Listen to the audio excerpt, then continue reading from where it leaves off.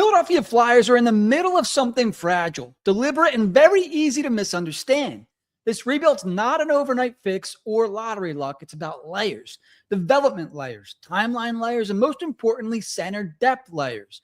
That's why this episode matters and why we're zeroing in on 3 OHL forwards who are quietly shaping the Flyers' future from the ground up. Jett Luchanko, Jack Nesbitt, and Nathan Quinn. Each of these players represents a different tier of the rebuild. Luchanko's the high-end bet, and the player taken in the middle of the first round with the expectation that environment, not talent, was holding him back. Nesbitt is the calculated swing, a prospect the Flyers believed in enough to trade up for, even knowing he'd require patience and uncomfortable development years. And Quinn? Quinn is the long game project, the 6th-round pick who's forcing people to look twice by producing at a point-per-game pace and refusing to be ignored. This isn't a hype piece. This is no victory lap. This is a temperature check. We're going to talk about what's working, what isn't, and what still has to happen for these 3 players to actually matter at the NHL level. We're going to talk about skating, pace, processing, usage, and context. We're going to talk about ceilings and floors. And here's the reality that hangs over all of it. The Flyers desperately need centers who can play in the top 9. They need players who can survive NHL pace, win puck battles, and think the game faster than it comes at them. They need players who can survive NHL pace, win puck battles, and think the game faster than it comes at them. Not all 3 of these players are going to get there, and that's just the uncomfortable truth. But at least one of them might change how this rebuild's remembered. By the end of this episode, the question won't be who looks the best right now. It'll be who do you trust the most. It still matters 5 years from now. Jett Luchanko's 2025-26 season is the clearest example of why environment matters in player development. After spending time carrying the Guelph Storm with limited offensive support, Luchanko's move to the Brantford Bulldogs didn't just change his stat line, it changed the way his game breathes. Suddenly the puck's moving faster, the reads are quicker, and for the first time in his OHL career, Luchanko's not responsible for everything. Playing for one of the deepest teams in junior hockey, Luchanko's been able to focus on refining the parts of his game that project forward. His assist totals are climbing because his line mates actually finish plays. His defensive metrics look cleaner because he isn't stuck defending for entire shifts. And his pace, always his calling card. Finally, it looks like a weapon instead of a survival tool. What stands out most this season isn't just production, it's control. Luchanko dictates tempo. He understands when to push and when to delay. On a loaded Bulldogs roster, he doesn't just need to force offense, and that restraint is allowing his playmaking instincts to fully surface. He's touching the puck more in dangerous areas, especially on controlled zone entries, and east-west movement through the middle. Of course, there's still moments when you want more assertiveness. There are shifts when he defers when he could attack, but those moments are shrinking, and that's the key difference. Flyers didn't draft Luchanko to be flashy. They drafted him to be reliable, intelligent, and fast. And this season, those traits are finally starting to stack up. The biggest development is confidence without chaos. Luchanko's making plays because they're there, not because he feels obligated to create them. That's the subtle distinction. But it's often the difference between an NHL center and a great junior player. And now the question shifts from, can he score, to something far more important. Can this version of Jett Luchanko survive NHL traffic? When scouts talk about Jett Luchanko, the conversation almost always starts with his speed, but that undersells what actually makes him projectable. Luchanko's skating isn't just fast, it's functional. His first 3 steps generate separation, and his edge work allows him to stay inside plays instead of drifting to the perimeter. That matters at the NHL level, and that matters to future head coach Rick Tocchet. Stylistically, Luchanko fits in the same archetype as players like Jordan Staal early in his career, or a lighter, more agile version of Philip Danault. He's not a pure offensive driver, but he can tilt the ice by being where he's supposed to be before opponents realize it. His processing speed is his best trait. He reads layers of coverage well and anticipates pressure instead of reacting late. Defensively, Luchanko's already pro-leaning. He tracks back hard, supports low in the zone, and understands stick positioning. He's not overly physical, but he's disruptive. That's why coaches trust him. That's why he's used in important situations. The question mark has always been his offense, specifically whether he can consistently threaten defenders instead of just distributing. This season suggests progress, but the NHL test will be harsher. He'll need to shoot more decisively. He'll need to punish defenders who sag off him. If Luchenko hits his ceiling, you're looking at a top 6 NHL center who can handle tough minutes and still move the puck forward. And if he misses, he still projects as a middle 6 center with speed and intelligence. That floor matters, and that's why he's such a safe bet in a rebuild. Next, we have Jack Nesbitt, whose 2025-26 season with the Windsor Spitfires has been uneven, and that's not a bad thing. In fact, it's exactly what the Flyers expected when they traded up to select him. Nesbitt's a work-in-progress prospect, and this season has put that reality front and center. At his best, Nesbitt looks like a future top-end NHL center. He protects the puck well, uses his frame intelligently, and shows flashes of touch in tight areas. He can make plays off the wall. He can win battles below the dots, and he understands how to create space for teammates. At his worst, the pace overwhelms him. His skating remains the limiting factor. His acceleration isn't where it needs to be yet. And when the game speeds up, his decision-making can lag. That's not fatal, but it's something that will determine whether he tops out as a third-line center or struggles to stick. This season has forced Nesbitt to confront those weaknesses nightly. He can't cheat offense. He can't float. Windsor asks him to play a heavy game, and that responsibility is shaping him. There are nights when he disappears, sure. There are nights when he dominates physically, but doesn't convert. And that inconsistency is part of the evaluation. And it leads to the next real question.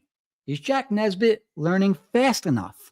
Jack Nesbitt's scouting report is built on projection. He's strong, big, and intelligent. His hockey sense is evident in how he supports plays and finds soft ice, but the NHL doesn't wait for players who can't keep up.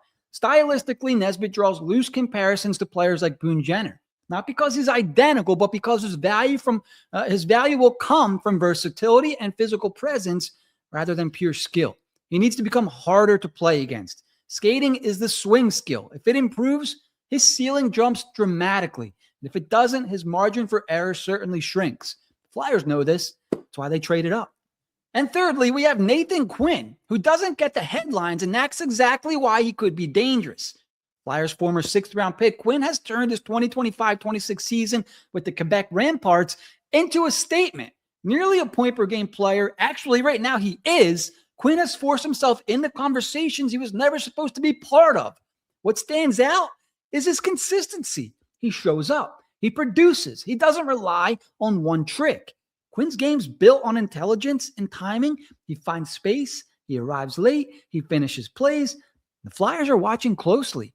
Quinn's not flashy. He doesn't overwhelm physically or athletically, but he understands the game. His processing is strong. His reads are clean, and his effort level is consistent. He projects as a potential depth scorer if everything breaks correctly. More likely, he becomes an organizational value player who earns AHL minutes and pushes for more. And certainly, as we're seeing this year with the Phantoms, that matters in a rebuild.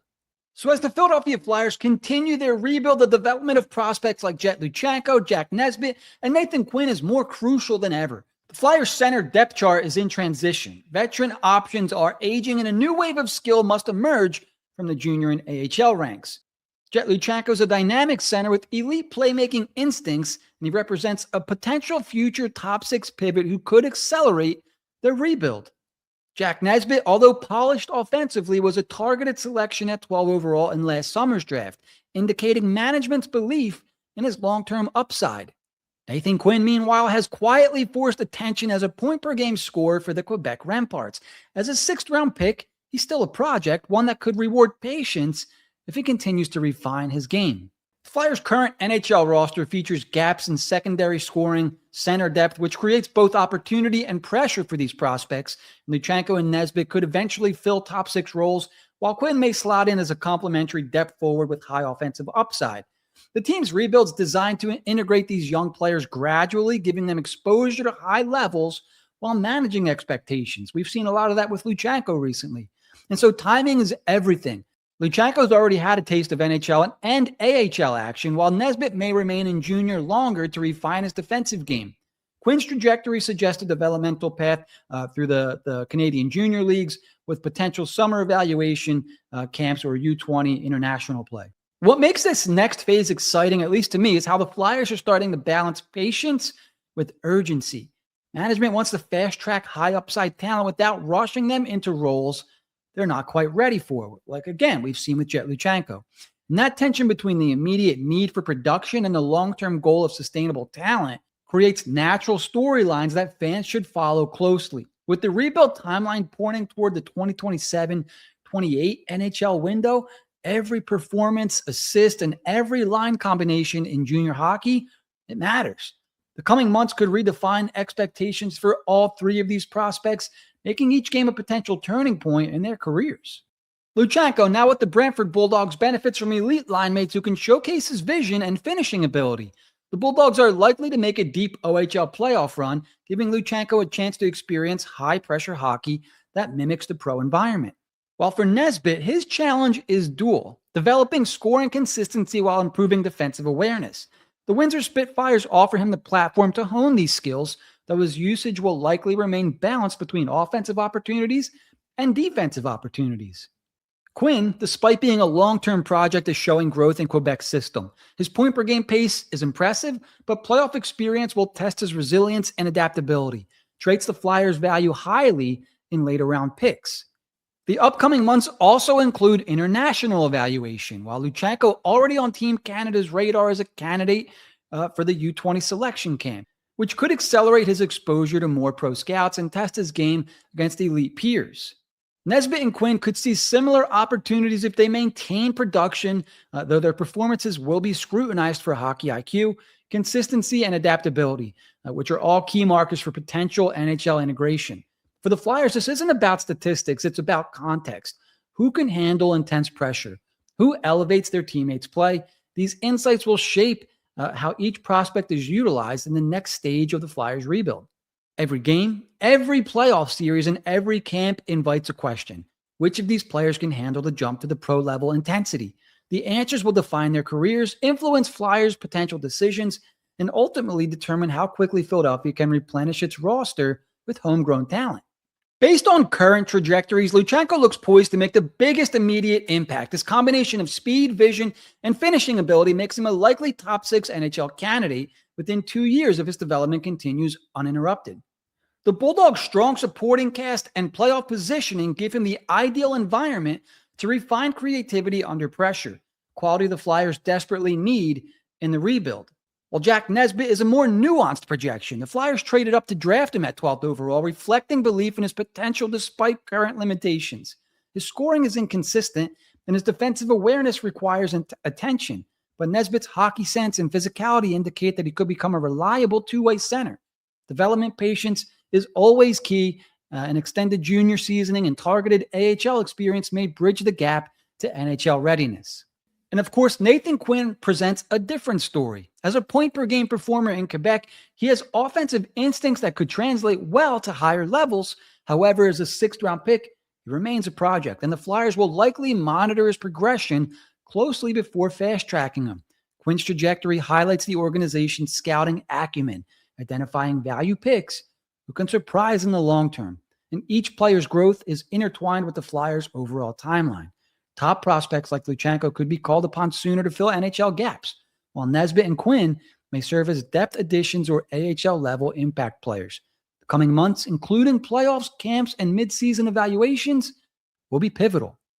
For fans, the storylines are now clear. Can Luchanko live up to the first-round hype? Will Nesbitt bridge the gap between potential and consistency? And can Quinn emerge from the shadows of a late-round selection to become a viable NHL contributor? The answers will shape the Flyers' next era. When analyzing these prospects, draft context is always critical. Luchanko, a 13th overall pick in 2024, has already justified the Flyers' investment with his creativity and vision. Comparisons to NHL talent are natural. Think a blend of Claude Giroux's playmaking flair with Pat Bergeron's responsible two-way approach, albeit at a younger stage. Nesbitt's profile could be reminiscent of a young Ryan Strome, capable on both ends but needing refinement in offensive consistency. While Quinn's long-term project status evokes a player like Matthew Pekka, understated, methodical, and capable of carving a niche with the right development. It's no secret the Flyers coaching staff clearly values both upside and character, and Luchanko's elite passing Creativity signal top six potential, while Nesbitt's work ethic and size also projected potential middle six, maybe even ceiling top six center role. Quinn's hockey IQ and scoring instinct offer AHL to NHL upside with proper seasoning. All three are integral parts to the rebuild strategy. Ultimately, draft comparisons help set expectations, but don't define outcomes. The Flyers' challenge is aligning opportunity, development, and patience to ensure these prospects reach their ceilings.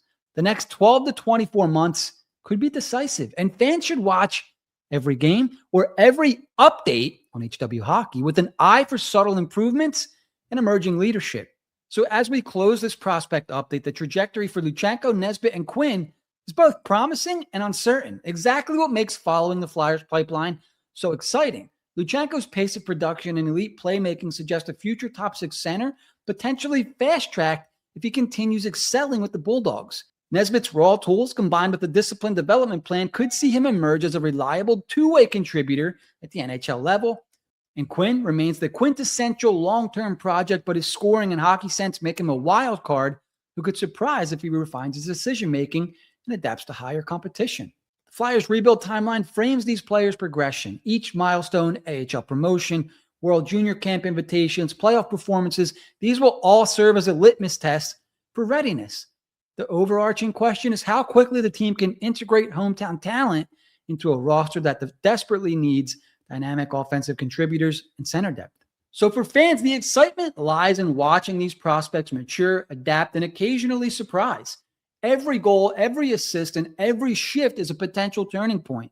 Luchanko, Nesbitt, and Quinn represent hope for the future and a tangible connection to the Flyers' next era.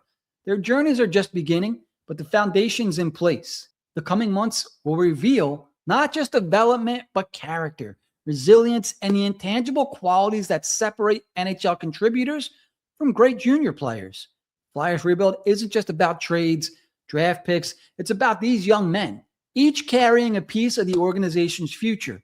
And if the early signs hold true, the next generation of Flyers could arrive sooner and more dynamically than anyone expects. If you enjoyed today's video, please give us a like and a subscribe. Our like goal for the episode is 100 likes. And if you haven't subscribed yet, we're trying to hit 2,000 by December 31st. So thank you for watching. In the meantime, don't forget to keep it high, keep it wide, and I'll see you next time on HW Hockey.